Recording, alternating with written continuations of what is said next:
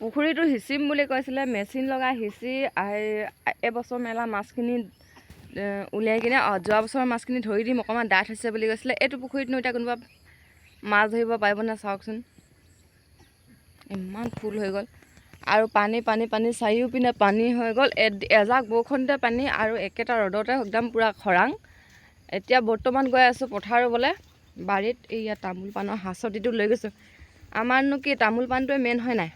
আপোনালোকৰ পিনে পথাৰ ৰোৱা তোলা কৰি এটালে কিজানি, আমাৰ আজি ৰুব লৈছোঁ। সেয়া অৰুণাচলত বা ৰুই আছোঁ, কিন্তু ঘৰত যিখন পথাৰ আছে নহয়, পানী নাই পানী নাই কৈ থাকোঁতে একে ৰাতিতে একদম পানী এআঁঠু এআঁঠু কৰি দিলে, দেখিছে নহয়।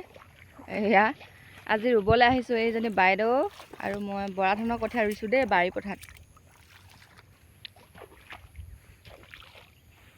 আৰু বৰষুণ নাইকিয়া পথাৰ, যিহেতু এদিনতে বৰষুণ এদিনতে খৰাং, এনেকুৱা পথাৰ কিন্তু খুব বেয়া দেই।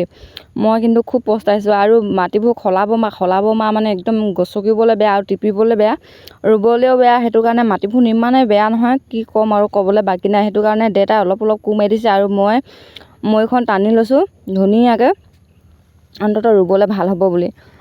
আৰু এইপিনে চাওকচোন, একদম কালিলৈকে পানী নাইকিয়া পথাৰখন আজি একদম এআঁঠু এআঁঠু পানী হৈ গ'ল, কিমান দুখৰ বিলৈ।